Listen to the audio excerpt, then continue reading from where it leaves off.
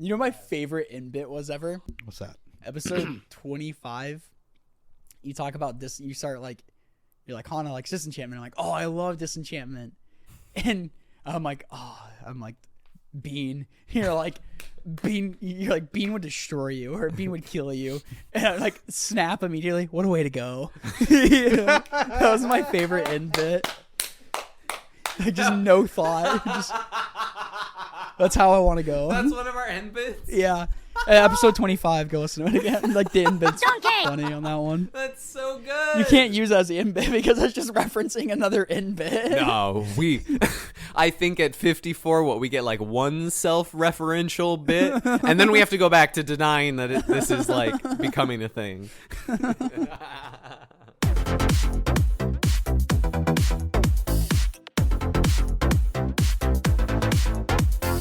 Welcome back, everybody, to another episode of Common Ground Podcast, your favorite podcast where we talk about your favorite format, Pauper. I am your host, Cameron Schindler, bringing you back to episode 54.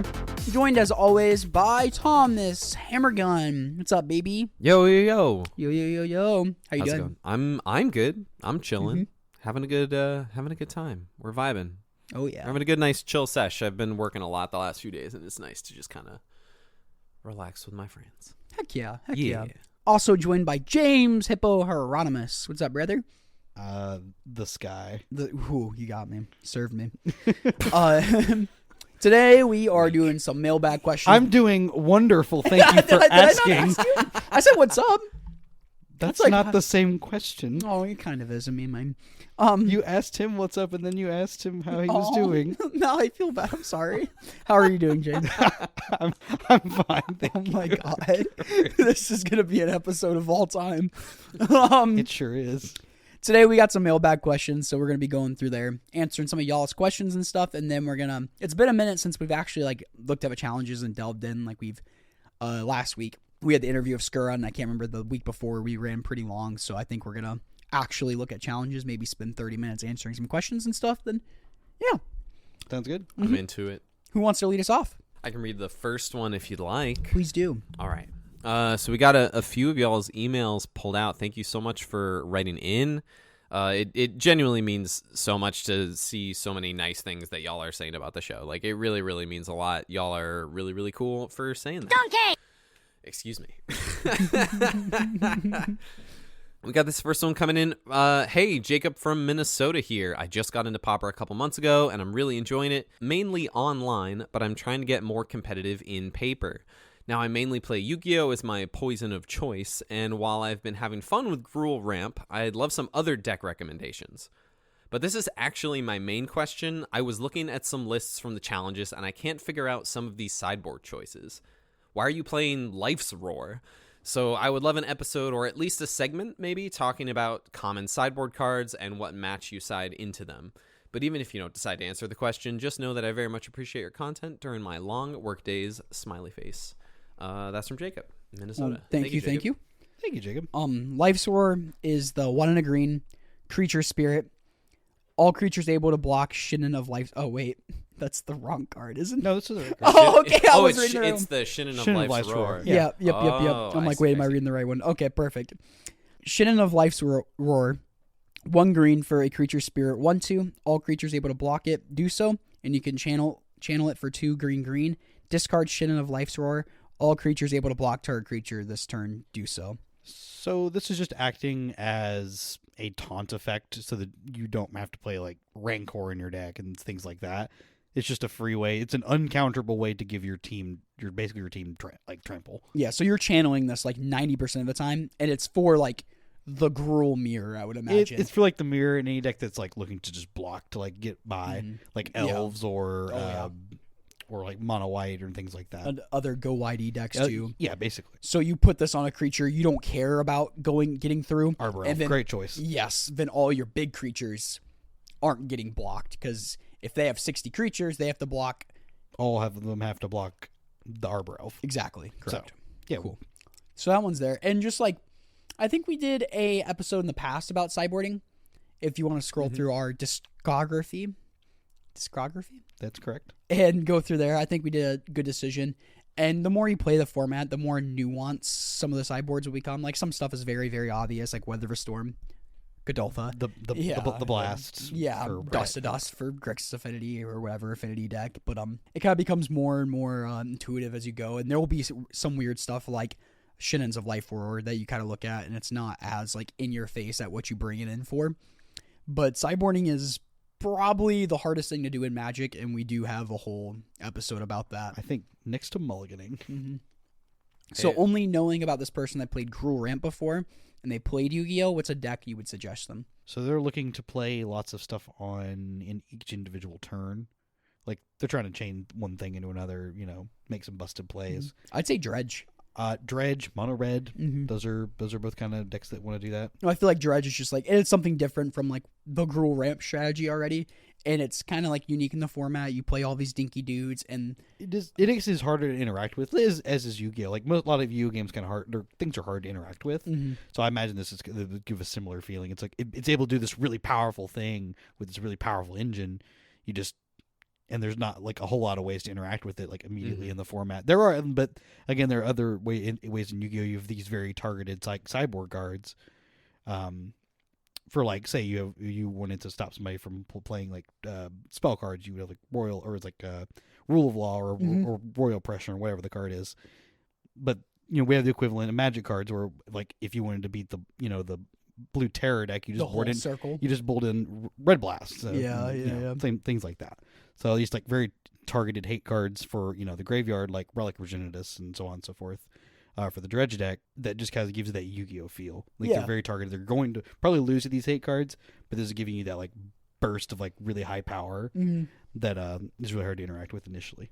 That's a good one. Yeah. I like the Dredge. And it's just like something very unique to the format. Yeah. And I remember when you played it at our friend's J House Hippo, you said you just had a blast, and putting Lotleth Giant, to quote, was a drug you have not experienced before. I believe that was something I might have said. Yes. Yeah. But no, that deck is like very cool. Like you get to want to do the thing again. You're like, oh, I just want to do it again. It's fun. Like, oh, how big can I make this? How big can I actually get my Lotleth Giant? What, can I one shot you here? Yeah. I think yeah.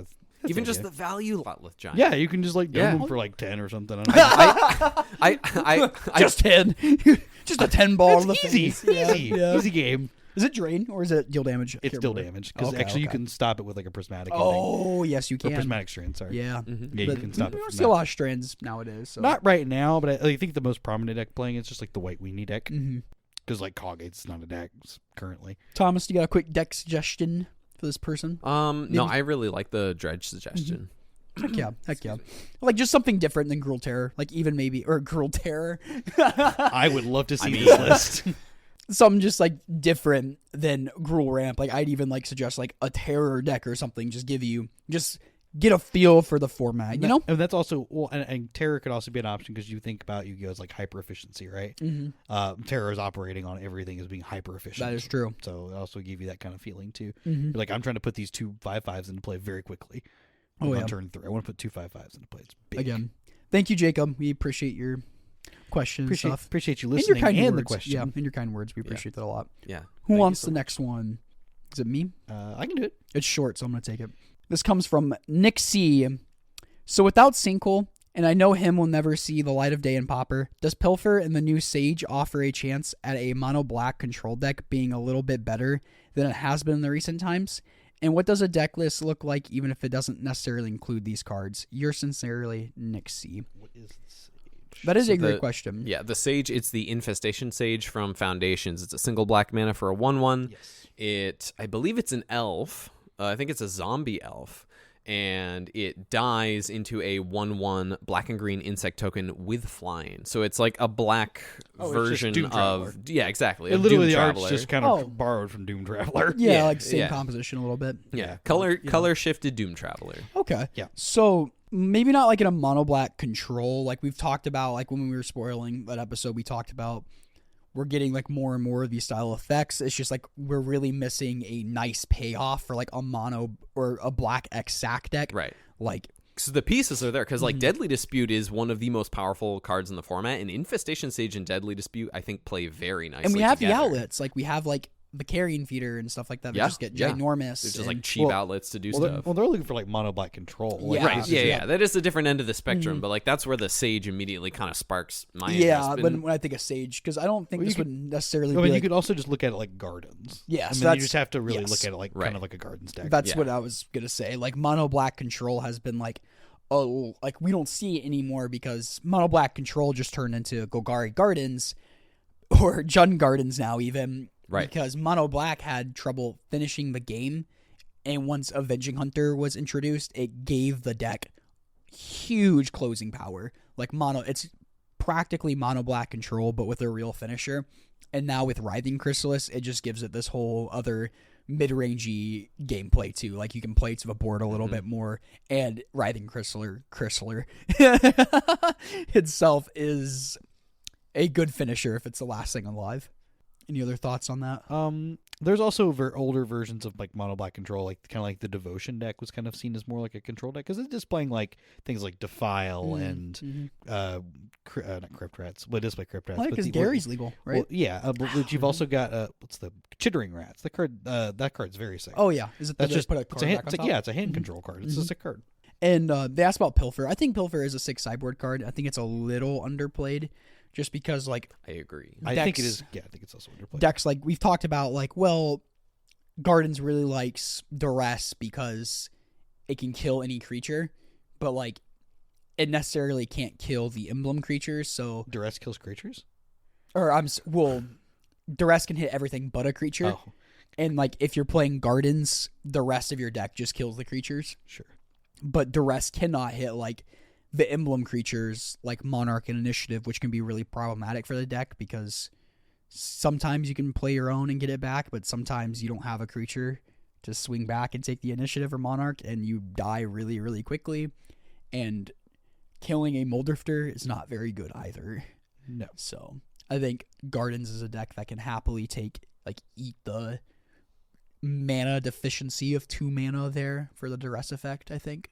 I think so. Mhm. I think that it ends up in spots where like you can also end up in spots with playing Gardens where you want to make sure your cards you're at least getting close to a card's worth of value out of your card, and Pilfer will do that most of the time.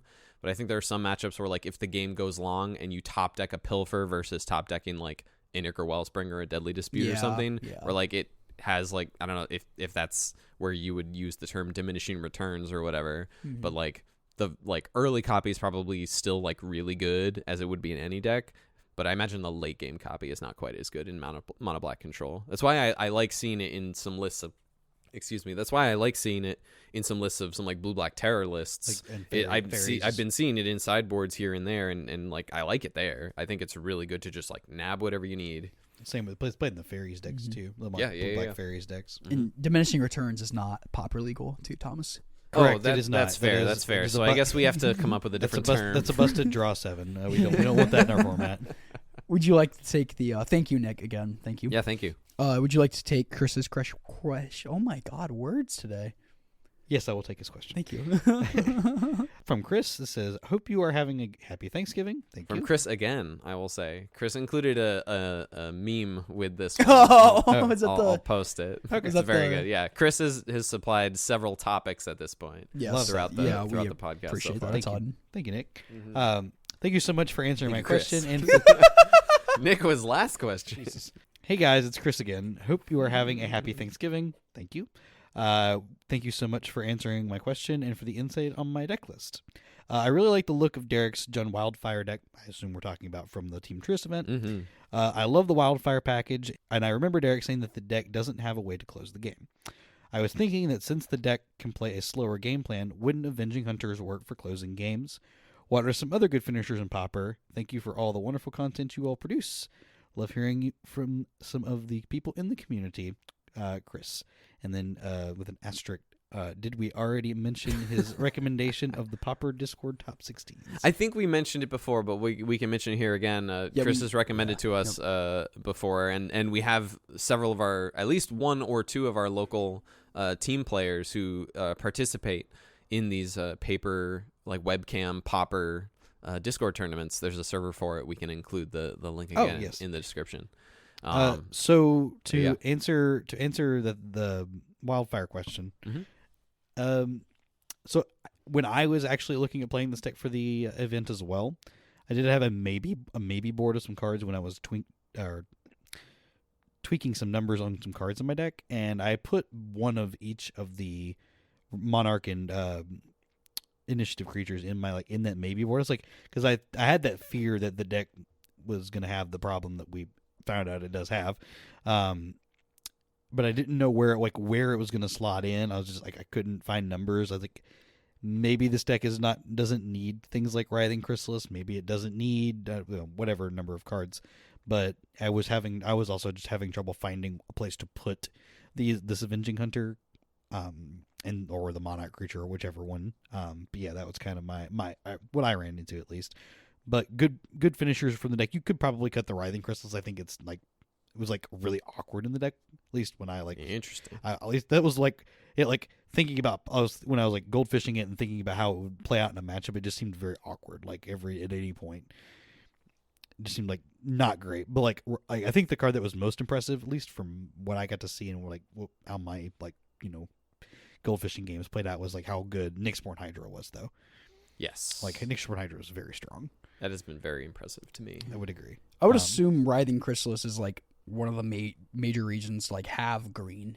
I would agree. In the deck. Yes. I would agree, but I think that gets into the point of at what point is it too far to do you need this extra color for any? How much are you gaining by adding this extra color? Yeah, I think it gives your deck the closing power, because if you look at a deck, all of its finishers are green. It's Writhing Chrysalis, Avenging Hunter, and Nyxborn Hydra. Yeah, so because it derives from the red black affinity list, right? Mm-hmm. Which that deck also had quite a bit of closing power. So you're getting to play Mirror Enforcers and getting to play the Blood Fountain loop stuff like that in there too. So it's what is worth adding Writhing Chrysalis to your deck over that combination? Yeah, well, I think you're cutting back on the affinity package and more playing the Cleansing Wildfire stuff, because you get that ramp. You're cutting back on Mirror Enforcers and Galvanic Discharge, which I don't think is in a good spot right now in Pauper. Galvanic Blast or Discharge? Galvanic Blast. Metalcraft. Yes. Yes. Both cards are great right now, sure. But that's fair.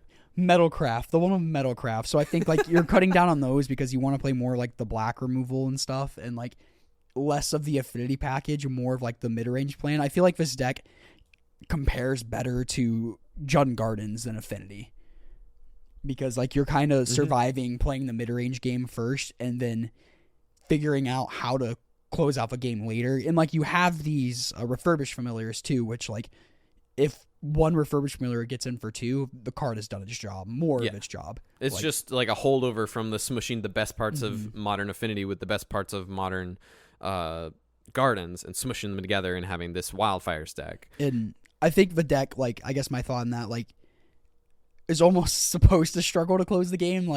It's pretty similar to the gardens, where it's the game will be over whether or not your opponent realized it or not. It's already over.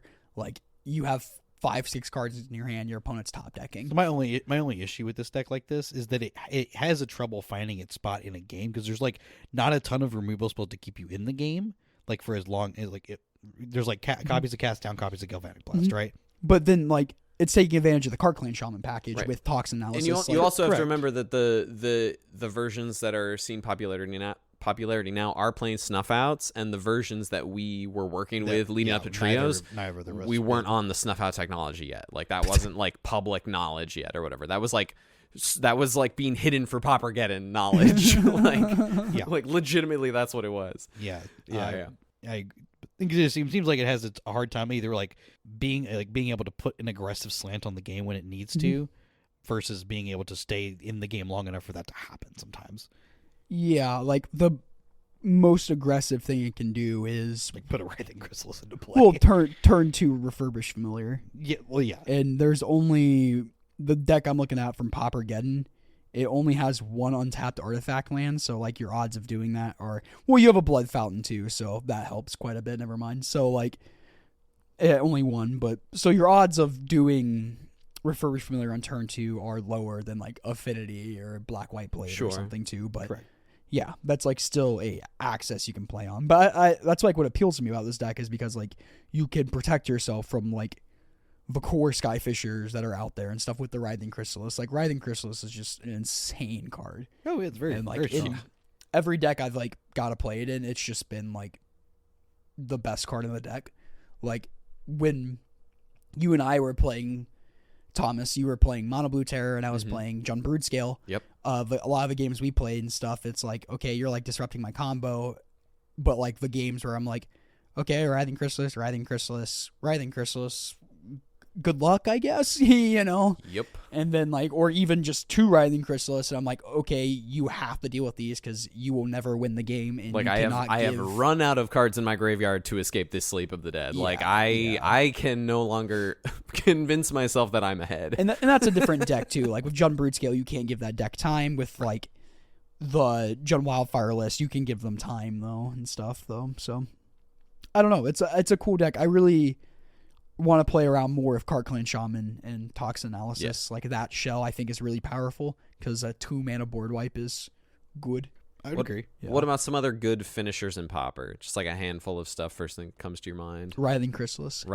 Just more writhing. Yeah, Chrysalis. I think like the best ones for this like style of deck is probably like the Monarch style creatures. I Yeah, think. Monarch and Yeah, Initiative. and this deck played Or one. sorry, the Monarch and the Yeah. emblem creatures. And Yeah. the Paupergeddon list played one of each too, which I think is I think that's good. probably correct. I really think that's definitely the way to go. I would And- agree. Yeah, I agree. So like adding one of those in there, we're both of them in there, and I like the one Nyxborn Hydra just because to get it in there. That card's very, very strong. And I guess like with my mind with these decks is so much like not winning, it's not dying, or like I'm not winning, my opponent's losing. I don't Right. like that's what Right. I care about. Like I'm not thinking about winning. I'm thinking about you losing. Yes. Yes.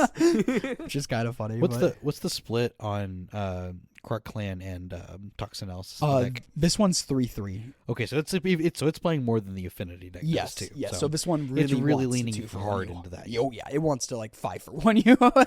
Cool. All right. Yeah, Cool. yeah, for sure. Thank you. I hope we did a good job answering that. I'll just reading through what are some other good finishers and Pauper. Yeah. All right, Thomas. This one comes in from Elliot from Southeast Missouri. Howdy. I emailed a few weeks ago. Yes, you did. Thank you, Elliot. And I've learned a few formulas. 1 mana for 3 damage is the best you can get. Drawing 2 for 2 mana and making a treasure is deadly. 1 mana for a 5/5 with Ward 2 is terrifying. And paying 4 life for removal is snuffing good. Those are pretty funny. good. Those are funny. Hell yeah. What are some other common return on investment formulas in Pauper? Cost compared to outcome. Are there general rules you have in your mind as you look through new cards to determine their value? If you could design the cost, power, toughness, and keyword for a card to come out in the next set, what do you think Pauper would benefit from? Oh, that's a lot of questions. Let's start with the first one. Okay. Let's see if we can. The first one yeah. is going to be the engine Let's- we just mentioned. Yes. It's going to be the Krark Clan Shaman Toxin Analysis. Yeah. combo. Return on return- investment. That's your return formulas. on investment. You 2 mana to wrath the board, gain however Yeah. much life. That's just an insane I combination. mean, with our last episode with our interview of Skur, I'm thinking of like Spellstutter Sprite, picking up Spellstutter Sprite with like a ninja, Yeah. like Yeah. drawing a card, then having the Another counter spell. available go. from that. It's like a good It's return a on great investment. return on investment. Mhm. Synthesizer, flip into something on the next turn. I demand answers my synthesizer, flip into something I can cast, draw 2 relevant spells. Like Yeah, just from mono red, Yeah. exactly. Yeah. Oh, yeah. We'll synthesizer plus a Koldotha. Mm-hmm. That's a great return on investment. You get a card, you get 2, essentially 2 cards out of it, and then you get 3 dudes for like 2 mana. We've talked. Synthesizer is so good. We've talked a lot about Blood Fountain and Mirror Enforcer, and like Blood Fountain just being such a Blood powerful. Fountain is a powerhouse of a card. Just giving you the affinity, and then just late game giving you that staying power is really, really strong. And like whether it's Mirror Enforcers or Refurbished Familiar or the I think of the guy, the 3 mana or 3 mana make your bridge a 3/3. Kenku Artificer. Yes, like just picking up any of that stuff is great. Card Clan Shaman to wipe the board again. Yep. Any of that. Very good. Man, Very Affinity's playing a lot of these that we're talking about. strong. Turns out that might be why it's probably the mid-rangiest pile. For sure. What was the second part of that question, Thomas? If we have any general rules in mind as we look through new cards to determine their value? Like, if we're looking through spoiler season, I mean, we haven't had the best track record, as has been documented. Generally, are we answering this question under the tenses of Pauper, or are we answering this just under the general of Magic in general? Just Magic in general. I mean, I imagine in Pauper and specifically, but like you can extrapolate these skills beyond a single format, of course. I guess off the top of my head, like, Pauper has a lot of powerful staples, so like I'm always like comparing it to something pre-existing we have, right? And it's like really obvious, like when we get upgrades, like straight upgrades, like Grab the Prize from Duskmourn, it's just like, well, this just fits into Duskmourn, that's easy, you know. Yeah. Do you mean Dredge? But on the other end of the spectrum, though, do you mean Dredge? No, I said Madness. You said no. He said didn't Duskmourn. say. Yeah, Duskmourn. Yeah. It was printed in Duskmourn. Oh, I thought you were saying like it goes in this. I thought you were saying it goes in this deck. I'm like, what? No, it goes in the Madness. No. Yes. Yeah. Well, then you have on the other end of the spectrum, you have these hard lines in the sand of like Counterspell is legal, Lightning Bolt is legal, Brainstorm is legal, where like a card on that scale, like any 2-mana Counterspell, it's like some Quench variant in like the draft set or whatever. It's like it has to match Counterspell, and like that's basically going to be impossible for like what standard sets are the power level that standard is meant to be. At the same time, they'll print a new effect that is not new to Magic, but new to Pauper and new at Common. So like we don't get like a lot of board wipes and stuff. So when we get like something like Fiery Cannonade or like that easily slots in the Pauper, that was a while ago. But there's still a lot of room for these style of cards. Like, we don't have Universal Graveyard Hate. I can't imagine that it won't ever happen at Common.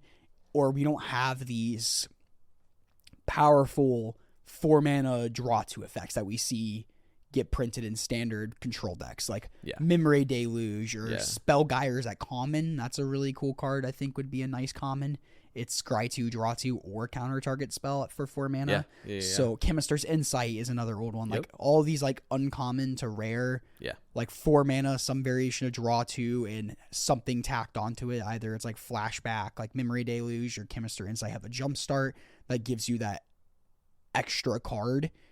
Like, we don't really have that in Pauper. Like, we get, like, Behold the Multiverse, or, like, the Duskmourn one is 4 mana, draw 2, make, like, a 1/1 enchantment creature. And, like, that's just, like, not quite... That's not quite enough to keep up with the power level of the format. I guess the 3 I mentioned, it's like Chemister's Insight, Memory Deluge are so good because you can cast them again. Right. Very, very good. And Spell Gyre's kind of cool because it has the flexibility. And like Glimmer of Genius from Kaladesh was like important in that era because of the energy it provided. And so like that you can play around with energy in Pauper. That is a thing you could do. So like that could be cool to see. It's not Kaladesh anymore. No. Well, no, it is not Kaladesh anymore. You can still refer to the old... Yeah, it is now Avishkar.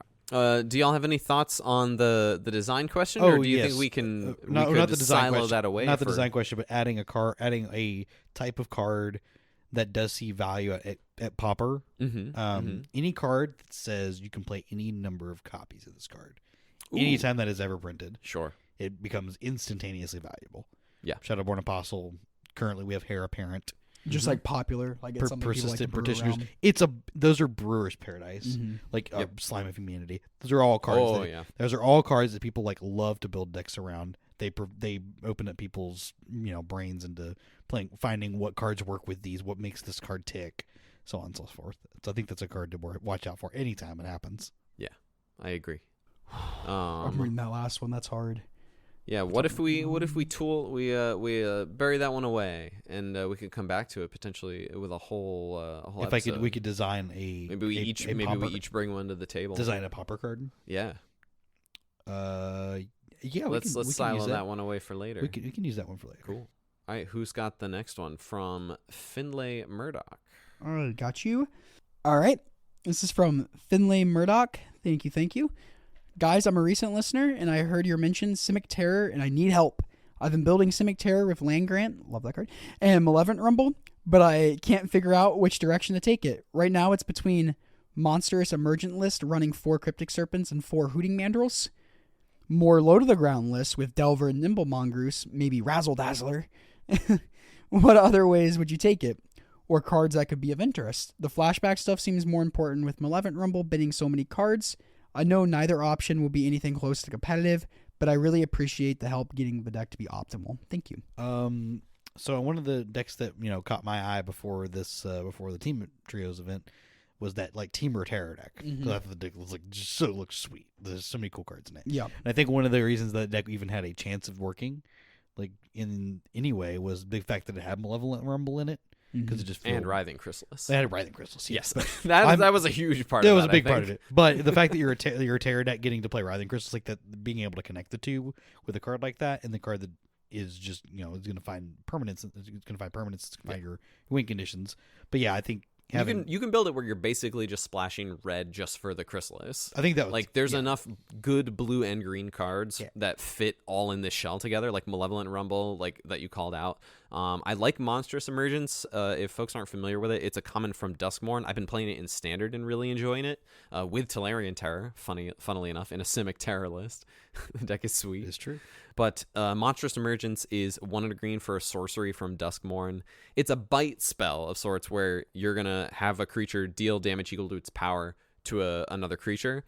You can either have your creature in play or in your hand. So you can reveal the creature from your hand as well as an option. So yeah, it's really good with Terror where you can get something problematic out of the way ahead of time, just reveal the terror that you're building towards that's just sitting in your hand, and you can still get value out of a bite spell. Yes, essentially it's a free Yes, spell, I really like they had that in their list. Yeah. That's a very cool card. The card is +1 mana. The card is sick. It's really, really sick. I've been really enjoying it in Standard, so I would not be surprised if a deck like this could support it. So I personally kind of like leaning into that a little bit, and then you have these extra copies of threats to be able to play around with, like Cryptic Serpent, Hoodoo Mandrills, maybe not 4 of each, but like some number of them. Because I think the Simic cards really can support this. Like Seed of Hope is an interesting option if you have more permanence in your deck.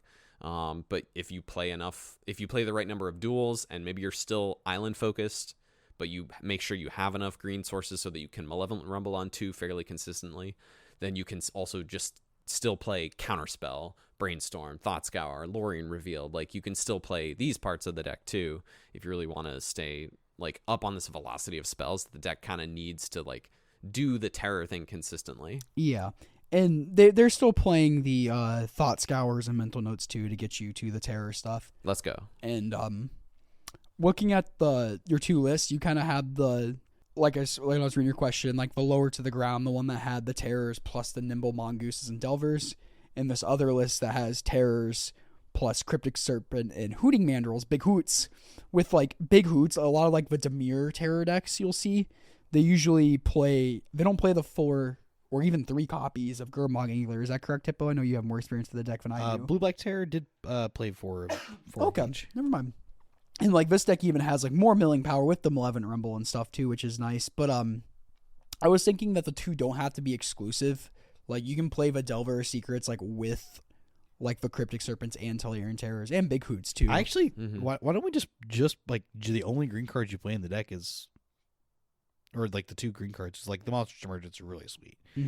Just play the like cut Malevolent Rumble, play Malevolent Rumble and.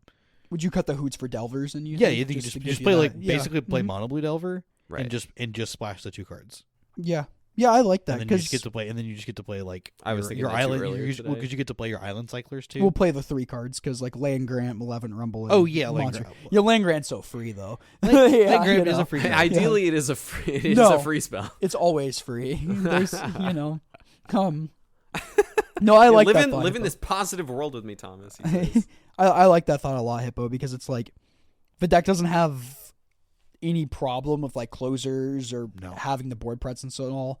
So like just focusing on that Monstrous Emergence, like it gives you some permanent interaction, which Terror is kind of missing in the main board. Like we have like the Unable to Scream. Basically, we just be kind of cutting things like Boomerang. Yeah, which is Sleep of the Dead can only do so much. Yeah, like it's good, but it's not that good. Yeah, and this person's like well aware that like adding another color to Terror, I has to be like really like I think they're where that it has to be like really, really worth it, like we see with like Dimir or Is It Terror and stuff. Yeah, Because like Dimir, Mono you're just getting stuff out. It's the biggest Yeah, reason. exactly. It's the biggest reason. And like, because Mono Blue is just like so efficient, like the most raw efficient, and just like cleanest with mana base and stuff. But this person like said up front, like, hey, I know this is in tier 1. Like this would, like Mono Blue Terror with Monster Submersion sounds sick. Like that'd be fun to bring. Sick. Yeah.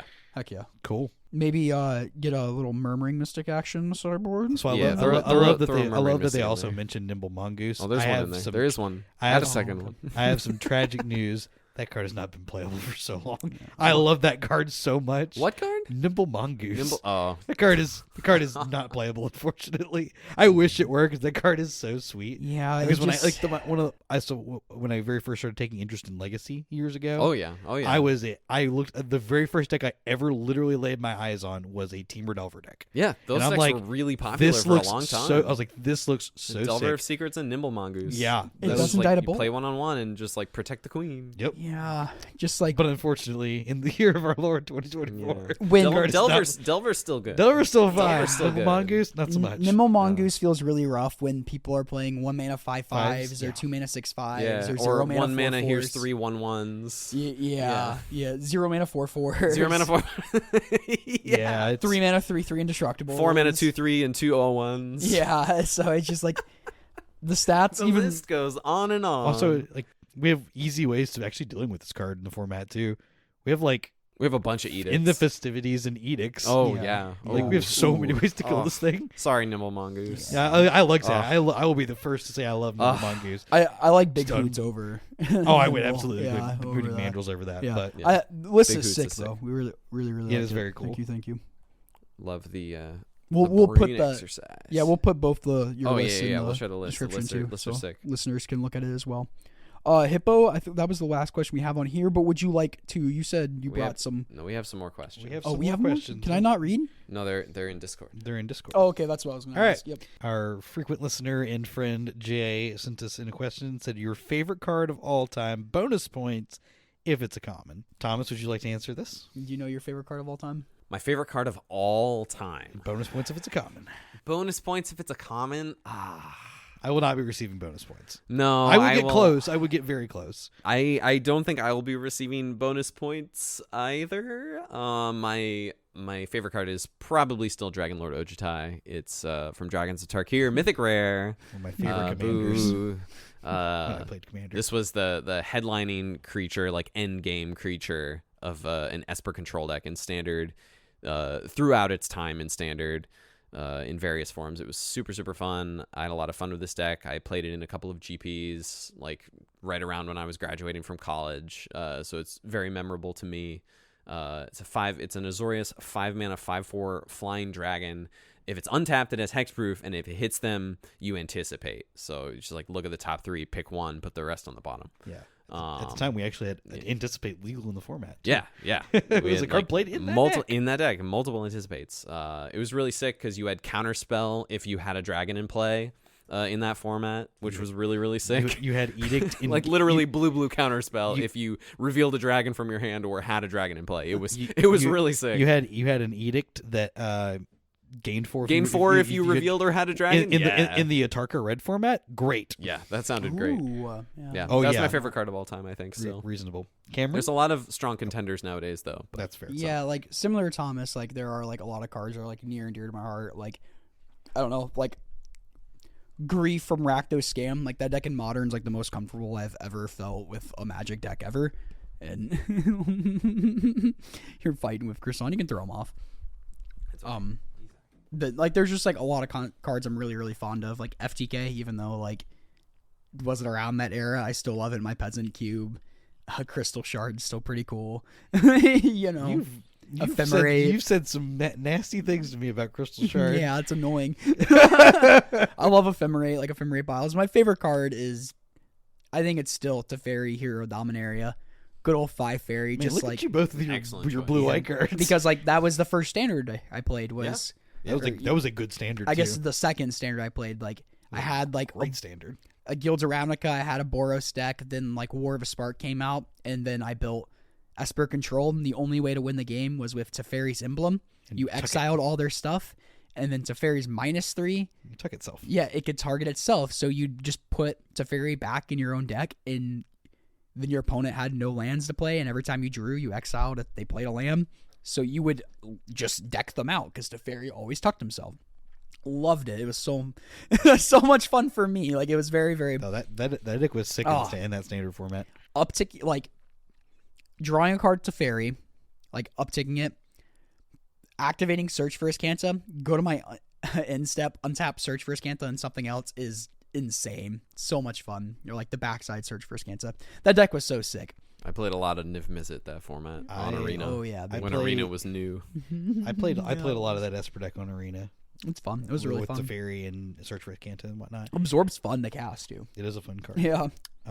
Hippo, what is yours? So I have two answers. Really, one of them is so I can get my bonus point, or I'll take half a bonus point because it's half answering the question. Okay. My probably so this has changed over time, but probably my favorite card of all time is probably Swords to Plowshares. It's the cleanest removal spell ever printed. Yeah. I own very sick copies of Swords to Plowshares. Yeah. It's one of my favorite cards to draft in Cube. It's probably one of my favorite physical cards I own. Oh, your Judge Swords? Yeah, it's gorgeous. Yeah, no, I have Japanese foreign black border Swords to Plowshares. Those are sick. They're so sick. Yeah, they are. And yeah, no, I that's up there for the cards I've cast of all time. Is really high up on the list. And then my second choice to get my Pauper bonus point is got to be Threadman Inspector. I knew that was coming. I have probably, I would coming. imagine in my time of playing Magic, I have probably played as a non-land card. I have probably put Threadman Inspector into play more times than I have cast any other singular Magic card. And yeah, I believe that. I played that card as long as it was legal in Standard. I continued to play it in Modern for a long time. I have played it in, I think I've registered in Legacy as well. I think I would say it's played in Pauper now too. I've played it in Cube only a higher being knows how many times. So yeah, my second answer is definitely Threadman Inspector. Thomas, were you in the Discord when we had that conversation about like, man, I wish we could like track our stats over life for Magic? Like, what do you think is the most cast card you've ever had? That was mine. Yeah. I'm pretty sure. I think you're probably one of the only people that can actually answer that correctly. I think it would have to be that one. Like, that's hard. Like, I have zero. Like, me, I would have to think, like, Lightning Bolt, something that was, like, so ambiguous. Like, I played it in Modern, I played it not in Pioneer. Sure. I put, like, Thoughtseize, maybe, because I played it in Pioneer, Seachrome Coast, maybe? You can't cast that card, though. Okay, sure. Card you've cast, oh, man. I was going to say, if it's just card I put onto the battlefield, it's planes, and it's not even close. Yes, it is certainly planes, and it's but not over close. fetch land, because all you're living in games, too. Cameron, you've got to think about how long I've been. I've been a mono white enjoyer way longer than I've been a living in enjoyer. Hippo loves his white weenies. I mean, okay, so that all stems from the very first Magic event I ever got to watch. Like I got like Tom Ross. No, Oh, it what's that was guy's name? Craig Wesco. There we go. Yeah, Craig Wesco. I got to watch Craig Wesco win the Pro Tour Dragonsmith. It was the very first Pro Tour I ever watched, and that like immediately sparked my love of because he was like the first content creator I followed, so that just like stemmed my love of competitive white cards. Yeah, sure. So yeah, that is definitely from that. So I put planes into play more than any other Magic card. Period. Favorite card too. Like this is kind of funny, but like it's not my favorite card, but I'm very fond of it again because it's Spirit Monger. I might have told the story already, but Iconic Masters came out when I first started playing, and I bought like one of those blister packs you get at like Walmart or Target. Oh, yeah. And one of my packs had Mana Drain, cool. My other pack had Spirit Monger, and I played the shit out of that Spirit Monger. And like, this is way cooler than Mana Drain, you know? And yeah, it's just like funny to hear like people back in the day when it came out in Apocalypse also saw Spirit Monger and were like, "Oh, this card's nuts," and it's like, not really. It was fine. It wasn't great though. The 5-mana 6/6 that regenerated itself. That card was sick. Yeah, it just like wasn't what the format was about. I know. Back then. Still a really cool card. Mm-hmm. Alrighty. Also helped spawn the rock archetype. Mm-hmm. So there's that. That's important. That's important for Magic history. Yeah, it is. Oh. All right. You got another one for us? We do. Who is that one from? One more from Tristan. That one was from Jay. That was from Jay. Thank you, Jay. The second one we have is from Tristan. Our friend Tristan. Oh, do you want to read it? I can read it, yeah. Okay, go for it. With Pauper being impacted by multiple sets over the past few years, including MH3 bangers, is there anything you think would be safe to unban at this new power level? Specifically thinking of cards banned recently-ish, such as Swiftspear, Cloud of Fairies, All That Glitters, etc. Cloud of Fairies. And then he immediately adds after. It's like, oh, I'm so effing old because Cloud of Fairies was banned 8 years ago. But pretend I named something more recent there. Oh, shoot. I'm sorry, Tristan. I totally blew up your spot. I remember when Cloud of Fairies got banned. I don't. I remember when Cloud Before of my Fairies Pauper time. I remember when it got banned, but I was not playing Pauper. I wasn't really playing Pauper, but I do remember it getting banned. Mm-hmm. Oh, I thought that was my phone. I'm sorry. I just took your phone. I'm just like, what are you reaching over here for? So, cards banned in the last... were cards that have been banned. Well, so we'll say 2 years. Energy Refractor.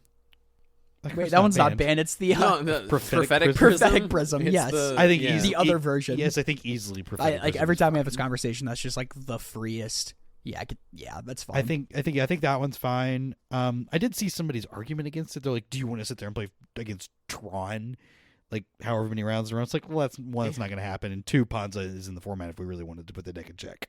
Yeah, So. and that's not a deck I think everybody's drawn to. No, it's Anyway. certainly not. Kind of like when Card Clan Ironworks was like the best thing to do in Modern. It's like, okay, nobody wants to do it though. I mean, the people that wanted to win did it, but Okay, that's fair. That's yeah, fair. the people that wanted to But- win played that deck. It's like we're not having Pauper GPs and stuff, so No. it's like if the Nadu deck existed in Pauper, I don't think it'd be overplayed. You know, like not physically Nadu, but like No, there's the no like, Nadu busted deck in combo quotes. deck or You know what I I mean? mean, Like a that's busted just combo deck. Broadscale right now, right? Yeah. Broadscale is our Nadu I deck. think I would agree. But I don't think it's overplayed. I agree. I think it's reasonably played. Yeah. I think outside of like Paupergeddon, yeah, I would say so. Yeah, Like its representation in the top 32 was kind of insane. yeah, but well, not this challenges. It got But no, put I'm to saying bed. of Paupergeddon did. Oh, specifically. yes, I'm talking about yes. in paper. Like I also think it's worth looking at something like the difference between paper and moto events. Like Mhm. I think there's two very different type of people that one can go to these type of events. Like you'll have the people that are very good at playing paper Magic that are not great at playing like moto. Like I would consider myself a better paper player than I am a moto player. Sure. I think I'm way better at like reading people and knowing when to go for things and stuff like that by Yes. being a paper player. Like it's kind of hard. You to are do very good at that. by That is a skill that I like. You are far superior than I. at reading people. Yes. Yeah, and I think, like it's hard to do like execute combos like that on Magic Online. So people are more like not as likely to do that. And then also like things are the metagame moves so quickly on Magic Online too. Like you like 1 week a Broadscale will be the deck to play. And then the following week Grixis Affinity is there because it beats up a mono red or whatever thing. But like I think you're also likely to get the players that want to win money by playing a paper event are going to play quote the best deck. Right. So something like Broadscale that also rewards like just being a good Magic player. Yes. So yeah, there you go. grinding mid-range Magic with an out to a combo. Yes, like it's just When you know quote, when to go Splinter for it. Twin, and when Splinter Twin was a Yeah. deck in Modern, it was the best deck in Modern for multiple years. So there And you not go. just because of the combo. Yeah, because it was a blue red tempo deck that just got to play a oops I win Oops, I button, win the game button. which was Yep. so good, It's very good. very strong. I remember I was there. Man, I'm trying to think of like recent. I really agree with the ban list in Pauper. I think all the Outside of cards. Prophetic Prism. Yeah, I think all the cards are reasonably banned. Even like, especially a lot of the recent ones. Like, I'm looking at Mystic Sanctuary. I'm like, okay, I don't want Ooh. that, especially in a format with With Lorien revealed. Yeah. Lorien Find my Revealed. 5th land drop. Put Lorien revealed back on top of my library. Okay. Lorien revealed and, Ooh. and Snap as well. Like Ooh, Yeah. Snapback. like Snap. Well, oh yeah. Or- Sorry, is it Snapback? What's the Screecher. one from like Rise of the Eldrazi? It's like it's counter spell, but you bounce an island. Oh my god. Right? Yeah. Yeah. Is that a comment? Oh, Yeah, I think Deprive. so. Deprive, right? is That's a common, yes, yeah? because it used to Yeah. be played in fairies because it was just counterspell, Yeah. counterspell 5 to whatever number. Right. Because Pick it's up just- Mystic Sanctuary. Yeah, you Yeah, just pick up like Mystic Mystic Sanctuary with that card. Sanctuary. Yeah, Deprive. Like Yeah, we don't yeah, need okay, Sojourner's we don't need Companion. that. Like, is it the most No. busted thing in the world? Probably not. But we don't No. need. I actually, yeah, it is. It was we.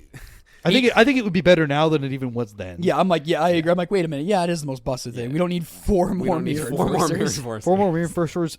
that searched for lands. Yeah. That's if no, you don't know. Disgusting. Isn't All it that glitters indestructible was too? Yeah. Yeah, it's an Is, indestructible. no, isn't form? is it indestructible? No. No, okay. No, It's just, okay, it's just okay, mirror I'm force. crazy, I'm It goes crazy. and gets indestructible lands. Oh, that's right. Glitters was just like such a check on the format that it wasn't fun. I think a way bigger check than what Broadscale is in the format. But I think I would agree with that. yeah, just because I guess whatever. Because you're also just playing the glitters deck was just a deck that was like aggressive anyways. Yeah. And white and blue are better at protecting what they're trying to do, either through counter spells, protection spells, like all that sort of stuff. Like black green gets what, like a snakeskin veil, like a duress ahead of time. Yeah. Like being able to counter back with like a dispel or an ephemerate or a even if you want to go as Standard long as- bearers, all the protection creatures. Yeah. You have a lot of options in that way to protect what you're doing. I guess like I said it, and I'm like, I feel like this is a bigger check than Broadscale, and I'm like, well, because all that glitters is kind of the one piece you need, because you are gonna have a creature to put it on, and if not, you're losing the game anyway. And the artifact lands are free pumps for your all that glitters, Yeah. and it just all and so combines into a machine. it's a that's- one piece combo in quotes right. versus Broadscale. It's like, okay, sometimes they have it, and it's not even game I mean, over. and that would be the same argument for Cranial Ram, if not probably Oh, worse. exactly. Right, If not, right. say if It not would worse. just be its own like. Its own. I win the game button on its own. Yep. But Like it doesn't even need this creature. I wasn't around for Cloud of Fairies. Was it pretty powerful in It Familiars? was. I didn't play during the time. Because it was a Familiars card, right? Is it a fans? It was a familiar fairies card, yes. and was it on 'Cause it was- fairies too? I think. Worked in yeah, because it worked with Peregrine Drake. Yeah, I would It imagine. was in Okay. like the Peregrine Drake, like blue red, like Yep. tempo Yep. nonsense thing. Mhm. But yeah, no, it was in familiars as well. Yeah, like Ghostly Flicker, Infinite Mana combos with. Yep. Okay. Which is like a deck that I'm sure some people would like to be better. Yeah, but I think with the point that you make it better, it's just because it crosses the line just enough. No, I get that. That it's like really disgusting. Swiss Spirits, it was just too good. It's too So, efficient for yeah. the format. And those are like the recent cards, like Disciple of the Vault again. That card's broken. Yeah. Too. Card would be even better like now than when it was even banned. Yeah. Because we didn't have Deadly Dispute then. There's so many trinkety Oh, yeah. artifacts attached Yep. to so yeah, many. we didn't There's have just so many Deadly rectangles Dispute now. back then, did we? I don't think we did. No, I don't think so. Was- When did it get banned? It got like 22? you look up when AFR was printed. Somebody March 7th, 2022 was Okay. So yeah, that card was banned before that. I'm fairly certain. Adventures. Well, no, that was when it was banned. Oh, that's when it was. So banned. yeah, they would have never seen play cross together. Adventures Forgotten Realm release date. No, Adventures came out first, so they saw play in the same deck. Okay. Oh, so it wouldn't have been for very long. No, I just don't remember that. I don't guess I was playing very much. I don't think I was. like all of like 7-8 months. Yeah, And I'm sure it was in Grixis Affinity and it was busted. yeah, yeah. I'm certain that was exactly what it was. I agree. So, yeah, that card doesn't need to see Bonders Ornament. The other card does not need to see No. play. Storm cards are Storm too cards good. are all discussed. Chat, Yeah, Storm, or whatever. But Galvanic Relay, no thank you. So the TDLER, I said that wrong. TLDR. TLDR, we think the ban cards are pretty reasonable besides Prophetic Prism, and I think so. I would Yeah. agree. maybe Cloud of Fairies. No, No, I don't think Cloud of Fairies is. I was just trying to give our friend a bone, Calicais. But As much as he would enjoy that, I don't think it's okay. alrighty, was that our last one? think so. Yeah, that was. Our Should last we do a quick brief over of the challenges? one. Yeah, let's do it. Are y'all ready to look at some challenges? I am. I was Hell yeah. born ready. All right, let's take a look. These are our Pauper challenges for this previous weekend. We're looking at Friday, December 6th. We've got 54 players on a Friday. That's pretty sizable for a Friday, I think. Love to see it. In 8th place, Edgo on Mono Blue Fairies. In 7th place, Bugsy69 on Demir Terror. In 6th place, Forster F on Is It Terror. In 5th place, Rooney56 on Grixis Affinity. In 4th place, taking their first loss in the tournament in top 4, Spock Vita Loca playing Old Faithful Is It Terror. Congrats to them. In third place, 6-2 record, Out Zero on Grixis Affinity.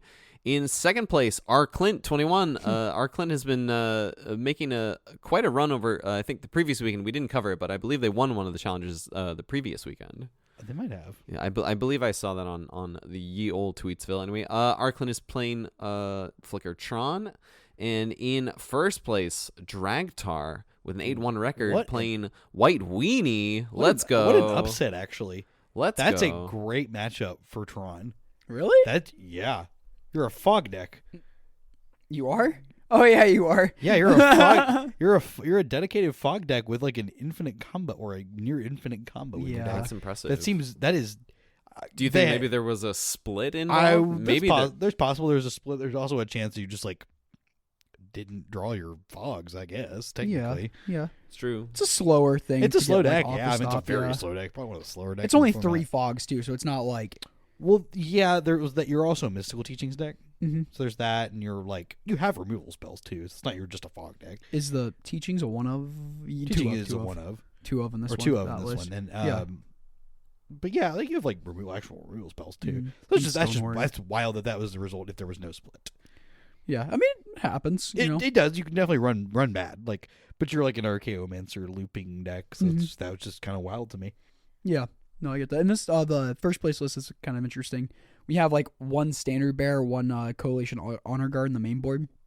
That's concession to Broadscale. I was going to say the same thing. That's got to be Broadscale. Mainly. Yeah. I mean, you probably could conceive that it's something else, but. Yeah.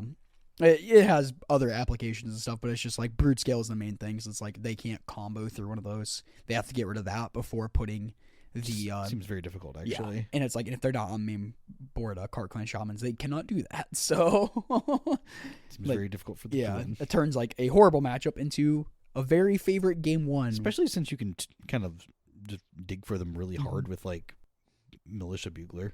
Yeah. This is like an interesting list too because it's playing like 2 Eagles of a North 2, 2 Steadfast Unicorn. That's the unicorn you can pump it's Anthem your team. Yep, it's like the 1/2. Yep, which is kind of cool. It looks like they cut. So they're playing 6 Thraben Inspectors in total, and 3 Militia Buglers. That's probably what they're doing to make room for the Coalition Honor Guard and stuff like that. So I like that. It's a cool list. Looks good. Yeah, it looks sweet to me. I want to call out Spock's list real quick. The Is It Terror list in top 4 here. All the way up to 3 Murmuring Mystics in the main. We're really leaning into being a true control deck at this point. There's no Augur Bolas. To be fair, I haven't kept up exactly with the Is It Terror list over the last few weeks, so I'm not sure if they've dropped that in the past already or not, but this just really kind of stood out to me of just 2 Monarch creatures, 4 Terrors, 3 Murmuring Mystics, and then just bunch of spells. It still looks very powerful, and Spock is, of course, a very good pilot with the deck. Yeah, agreed. We got this 8th place list of fairies over here. It is playing. I also looked at that. 2 Snare Master Sprites and 4 Mutagenic Growth. Not eating Skuro's word. Yeah, I know. Like a card that we're not high on, but hey, I guess it worked for them. They did it. So I actually want to stop here for a second because Cameron, you and I had a conversation the other day about a card that used to see a ton of Pauper play, I don't remember, 7-8 years ago. Bone Splitter. Like, Bone Splitter kind of serves the function, sort of serves half the function of Mutagenic Growth. Mm-hmm. By being like a clock. It's kind of, some turns you can just like double Mutagenic Growth, clear your opponent. Things like that. But you're able to like keep this ever looming presence of having a Bone Splitter attached to any of your fairies. They all fly, so it's like kind of a reasonable thing. You could just play like 1 of it. Yeah, you sacrifice the instant speed trick part of like, ooh, I thought you're gonna make a profitable trade, but in fact you're losing both your creatures, or like your lightning bolt doesn't work here. And when you're you're gonna block and lightning bolt. Nope, not anymore. But on the upside, like you said, that Bone Splitter sticks around, and fairies is really annoying because it's constantly poking you. That's the whole goal, is to poke you till you die. Like it's not a ton of mana investment. 1 to play it, 1 to equip it. So it's like if you're like you find yourself like on turns where you have extra mana, it's very I think it's a fine 1 of 2. Just because you don't think of it as a 1 or 2 mana spell, 1 to pay, 1 to equip. It's like you jam it in there on like turn 3 or turn 4. You know. Oh yeah, I wouldn't. It's not something I'm trying to like. Or if it's a matchup you think you have to start really being aggressive on turn 2, which is probably not your strongest turn 2 play, but like if you really want to be aggressive, you can. It's an option, I guess. But yeah, I think it's fine. It also like soups up and makes like ninjas pretty big too. Yeah, and it's easy to double spell. They can test with like mirror enforcers and stuff. It's pretty good. And it's still easy to double spell with if you play it on. Yeah. Like turn 2, yeah, you play that and another 1-drop, and then turn 3 you can hold up a counter spell and equip it to something. Yeah, it seems like I think is a fun play pattern. Yeah, we talked about that. I was like, no, that was a fine option. Kind of in the vein of mutagenic growth. I like it as a 1-of, like you said. But back to the challenge. Any other thing like driving you guys on this one? Let's move on to Saturday. We got 37 players, a much smaller challenge on Saturday, December 7th. We have in 8th place Hamuda playing Grixis Affinity. In 7th place, Psy 199 Ors on 4-color Affinity. In where am I? In 6th place, Discovern taking their first loss in the tournament with Mono Blue Terror. In 5th place, Edgo back-to-back top 8s here with Mono Blue Fairies. In 4th place, Beso de Gea playing Mono Blue Fairies. In 3rd place, Marsaboy playing Dredge. In 2nd place, Natazan79 on Mono Red Kuldotha. And in 1st place, Noob on Turbo Fog.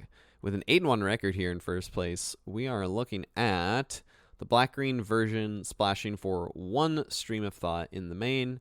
They've also got a couple copies of Trespasser's Curse in the main as well, which is just a nice hedging for a couple of matchups just right off the bat, just to make sure they don't die out of nowhere from... Sure concession. Yeah. It's kind of like Mono White playing like the Coalition Honor Guard Standard Bearer. Sure. It's their answer to Broadscale. Sure, exactly. They have a hard time. Yeah. That's a hard, impossible matchup for them to beat. The whole point of this deck is to just kind of let your opponent do their thing because it doesn't matter. And if you do that with against a Broadscale player, you're not going to have a good time unless you have a plan to stop the combo. Which you don't. Right. Outside of some cards like that. This 4-color Affinity deck was really interesting. I think it's less like... It's not Grixis Affinity splashing for green. It's more of Jund Wildfire splashing for blue. Because your blue splash is 4 Thought Cast, 2 Kinku Artificers, but unlike Grixis Affinity, you're not playing any Mirror Enforcers. Like there's 0 Mirror Enforcers in the deck, and I think that's just like what what Grixis Affinity is a Mirror Enforcer deck. And you're still playing the Refurbished Familiars though, and you are playing the 2 Kinku Artificers like I mentioned, but you are kind of just like a similar removal suite with the Jund Wildfire stuff. No Clan Shaman package either, though. Which is there are Clan Shamans in the board. Yeah, it seems like something you would at least have one access to. Yeah, but there's no toxin analysis. Yeah, I guess that's what I meant by the package and stuff. the new package. It is the new. I mean, they have a couple Weather Storms in the main. Like they are just like kind of covering for some stuff. But overall, like playing It's basically, it's taking the Chrysalis and Familiar Shell and jamming some of the blue affinity stuff in, too. If you think the Jund Wildfire deck had a trouble closing the game already, this deck looks like it struggle way harder. Actually, this one looks a little easier with Kinku. Like, Kinku, like, kind of doubling on the being able to, like, get rid of it and bring it back every turn with, like, Blood Fountain over Nyxborn Hydra is probably pretty good. I think Nyxborn is, like, can trample over a little bit better. I know Kinku Artificer flies, but I think of Kinku, I think of, like, the Stonewall blocker. I was going to say, the fact that it blocks and is, like, good at blocking and good at attacking is, like, either one is great. Yeah, I get you there. So it's just more in the air. Yeah, I guess it's like the games are easier to win, but they're still going to take forever. Yeah. I mean, it is only 2 Kinkos, too, so it's, like you said, the games do take forever with it. The mana base is interesting, too, because it's playing the bridges and the gates, but, like, it's not like a gate package. It's just 4 Black Dragon gates for the fixing, so. Yeah, it works. Hey, whatever you gotta do. Any other thing from this little baby challenge? Yeah, actually, because I want to ruin Spencer's technology. You can leave that in there. He messaged me about this coming out of the winning fog list. Is the card Liquefy? Oh, okay. So for those who don't know what Liquefy is, because I had to look it up 2. It's 2 and a blue for or 2 blue for an instant. It says counter target spell with converted mana cost 3 or less. If it's countered this way, remove it from the game instead of putting it in the graveyard. This card is mainly for Flaring Pain. This card beats Flaring Pain. Oh, that's really cool. It's a nice little piece of technology. Interesting. Yeah. So that's a sweet one. You just need the 1 counter spell instead of 2 for the pains. Because he bought foils of this for Turbo funny. Fog. Nice. That's sick. Yeah. There you go. All right. Shall we? Sunday. We are on Sunday, December 8th. We got 57 players back up into some higher numbers on Sunday, as Sunday tends to be. In 8th place, LSZ NPA on Gruul Panza. Are we back, baby? We're back. Are we back?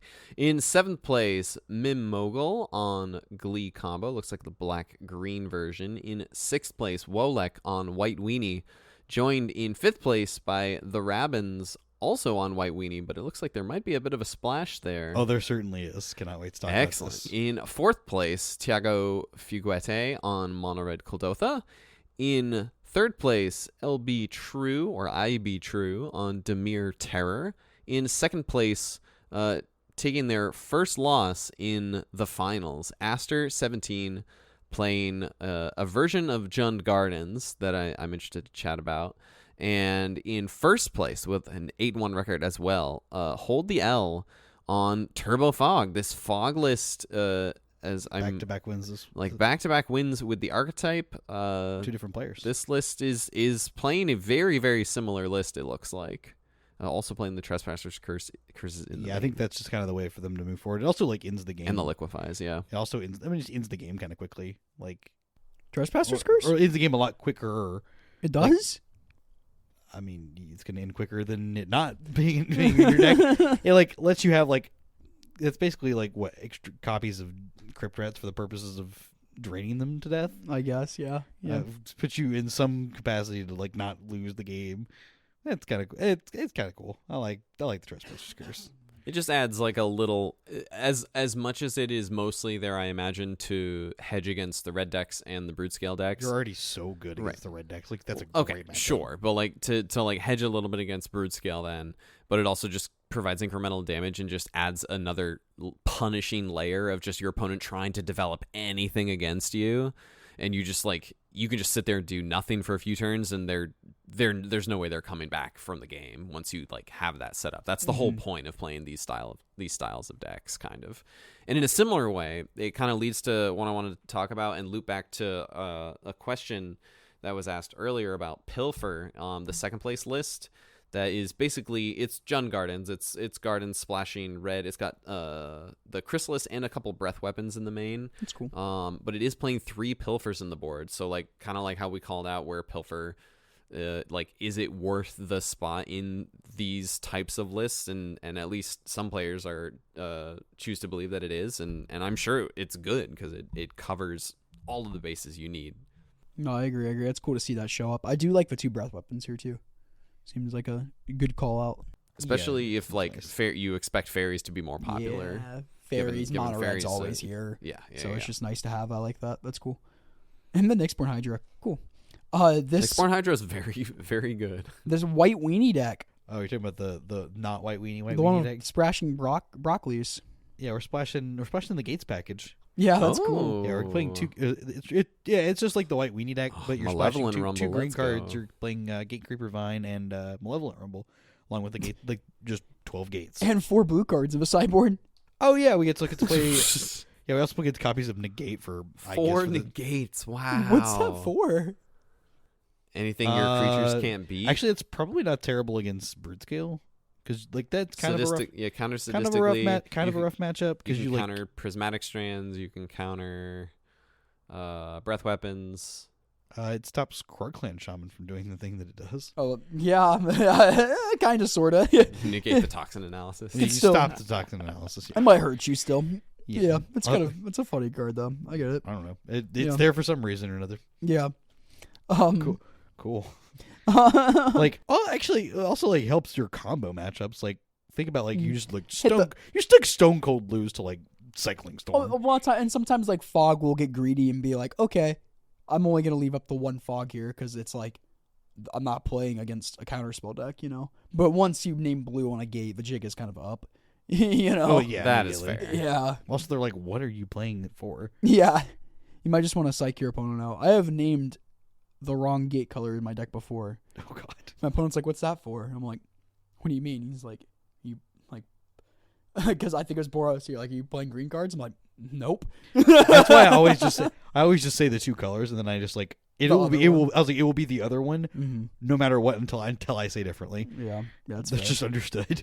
Yeah, a little bit of like a different approach. This one doesn't have the standard bearers or the coalition honor guards in the main board. We got them in the side for the Jund matchup. Yeah, you're just playing that Gates package up Mhm. front. Yeah, because this one has like the Sacred Cats and Outlaw Medics and stuff, which is really cool. So That's pretty sweet. I thought about doing something like this for the Brew episode that we're doing. Hippo, I was thinking about do I just hand Hippo mono white with gates? And I was thinking like, do I just play 4 Basilisk gates, 4 Citadel gates, and like 2 of the untap ones that make treasures? And I'm like, I'm not gonna do that. It feels a little effort. So it's really funny. But I didn't think about splashing green. I was thinking about just staying white. But that's kind of cool. Anything else? Seems to have some chops. Oh, the Squirrel Ponza deck too here in 8th place. It is Ponza, but it's not playing the Thermal Karst. It's only playing the 4 Acid- just Acid the Moss. acid moss. Yeah, this is where at one point I know things were trending as well. Remember they were just playing the Mavani Acid Moss. Yeah, just as like a little Like, hybrid they're- list. Yeah, it's just like it's a ramp card on 4, so it's really good on your curve. Mm-hmm. But it also like denies them a land, so you're just like not stone dead to like Coggates or whatever. If you happen to run into Coggates nowadays, Or White Green Gates. or fog, it's really good. It's like kill a heap gate. Yeah, that's true. Like That's true. Mhm. that's one of your ways to win is by playing heap gate. I guess the game's gonna go 10 more turns. Or Well, that's how you. One Well, I was like, ten. that's how that deck wins a lot of the time. You just make treasures every turn. man, what a weekend for Fog. Yeah, Yeah. what a stellar weekend for Uh, playing it's like Sultai Fog deck. Very bad weekend for Jund Broadscale. Like, you didn't hear us say that name a ton, which is No, just Yeah. a couple of placements. Yeah, which is Yeah. weird with Fog being the de facto winning deck. yeah, that's funny. like that's wild. That well, that's probably why it did so People well. are ready. People are ready. Yeah, They've got the tech. that's what. Well, It's like like now, like, Trespasser's Curse in the main, like, Well, I'm saying It's like, just like one that, thing of like the many- fact that Yeah. that deck won is because like there was not that much Broadscale. I think. Let me look real quick. I wouldn't be believe- surprised if people just like came more prepared after I think that's results recently. I think that's the biggest part is that. Whoa, it's been just crushing it and like it's crushing all these paper tournaments and stuff. So it's like, Like you And have it- to respect it. and the blue decks are very, very good against it. Like Counterspell is just a very good card against it. Yes, you can get duress and all that stuff, but Counterspell, Removal Spell, the two together are very good against the deck. So it's like not surprising. Like it's very, what's the word? You can tech against it. And there Sure. just like wasn't a ton of it. So we only had 9 Jund pilots for the whole weekend and 5 Golgari pilots.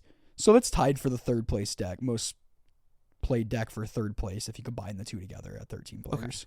So that's interesting. And the win rate, courtesy of Kruplinski, always putting this data together. Jund Broadscale had a 33% win rate over the challenges this weekend. Poopy. Yeah, Not very good. No, not at all. That's funny. The moon wanes and waxes on various decks in this format. Yes, As it it does. should. I was like, say, a card that like we just didn't see much terror either. That's kind of a deck. That's Not kind of really. fall- A little kinda bit. There was kinda like fallen there off was a little is a bit. terror like Spock did well in one, and Mhm. there's a Demir terror list in this top 4 on Sunday. It's just like not a super know. represented like deck. Right. Currently. I think a lot There's of some people mono are blue here switch or over to there. mono blue Fey and stuff too, like trying that deck out. Yeah. Yeah. And so, Yeah. yeah, we see that pattern a lot in Pauper. Like we talk about the example all the time. Oh, Gardens is dead, and here it is. It's showing up Mhm. and winning again every now and then. Cycles around, and every once in a while you get a sick little brew in there. Yeah. Speaking of brews, we have some fun shenanigans up our sleeves. We have our monthly Pauper tournament at the Game Cave this coming Saturday, as we usually do. If you're in the Middle Tennessee area, come on over and play. It's at noon, I think. Yes. Yeah, noon this coming Saturday. It's going to be a good time. Something we would normally talk about is how, like, we do our normal, like, recap of the Game Cave, but instead, that time slot is allotted to next week's episode, which is our 2024 recap, featuring Kalikais. Woo! And we're very much looking forward to it. We're just going to chat about all of the sets that came out over the year, our impressions, the bannings that happened, just like all sorts of stuff, like our feelings on Pauper over the year, and it's going to be a lot of fun. But because that's happening next week, the week after, we are going to talk about the Game Cave recap, because we are in the spirit of giving. In the spirit of giving. But we're gonna keep our cards. Yeah, we're gonna keep our cards. But we are White Elephant gifting brews to each other for our Pauper Monthly. So I am currently brewing a deck that Cameron is going to play. Cameron is brewing for James, and James is brewing for me. And it's going to be a great time. We're just basically I'm gonna play it blind. Or I'm gonna shuffle it up and draw my first 7, and that'll be the first time I know what the deck is. If there's tokens, you better give me tokens. Oh yeah, don't you worry. Everything will be. You'll have everything you need. Good. Thank God. Yeah. You only need like one. Oh boy. Thank God. I know. You said I was gonna have fun, James. You are gonna have fun. Oh, good. You only need one though. Hippo, I hope Cameron has fun. I haven't won on Magic Online with it yet. Oh, well, I played 2 matches. I played. I should probably do that as well to make sure it's not completely. Hippo, you make like 10, 12 different tokens? No, I'm kidding. God. I'm just messing with you. Holy. Yeah, what? I should just like make a deck that just tries to make the most different tokens. How many game pieces can Hippo put in And play? different too. I don't want you to have 20 treasures. I want you to have one treasure here. This is a blood token. This is a food. This is a clue. This is a goblin. This is a servo. I didn't know. All by different artists. I didn't like know. all I from didn't know different Academy sets. Manufactor was in our format. That'd be funny. So, yeah. Alrighty. So that's the plan. So next week, 2024 recap with Kalikais. Mm-hmm. Week after, going over our White Elephant gift brews, and then we're on to 2025. Thanks for sticking out with us, fam. Oh yeah. If you made it this far, thank you so much for listening. Go ahead and I forgot one last thing. We can now officially announce that the Common Ground Cup is coming to you thanks to Game Night in Columbia, Tennessee on Saturday, January 18th, with live coverage brought to you by Game Night and the 3 of us. We're going to be rotating through commentary, and I've been working on some graphics for it, and we've been chatting with the Game Night people. It's going to be a lot of fun. The signups are live if you want to come and play some Pauper, or if you want to watch the stream. We got all the links for you. We're going to include those in the description from here on out until the tournament, January 18th. And I don't know if we haven't officially talked about this, but I think it would be cool if there was some sort of extended winners interview on the podcast, depending on how the tournament breaks. And I could bring like a lav mic too, and like we could record something with them there and splice it into if you want. Oh, we're gonna do all sorts of stuff. We're gonna do all sorts of stuff. We got it covered. We got plans. We got plans. So incentive to come play the tournament. Yeah. It's gonna be a lot of fun. If you made it this far, thank you so much for listening. Go ahead and leave us a nice 5-star review and a little written review too. Spotify lets you do that now. We always love that. We always love hearing your appreciation and stuff, or any feedback y'all have too, of course. If you have any questions for us or topic ideas or anything, you can go and send those to us at commongroundmtgpod@gmail.com. We love running with your topics and using your ideas and stuff. We always appreciate that. That's all I got, y'all. Well, then I think that'll just didgeridoo it. Happy holidays. Goodbye, everyone.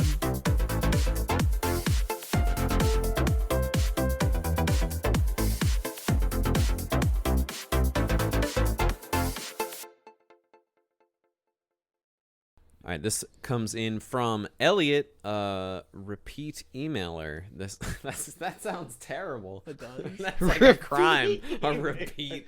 We emailer. appreciate you. Thomas, what the? Jesus Christ. Elliot arrested for 2 accounts of emailing.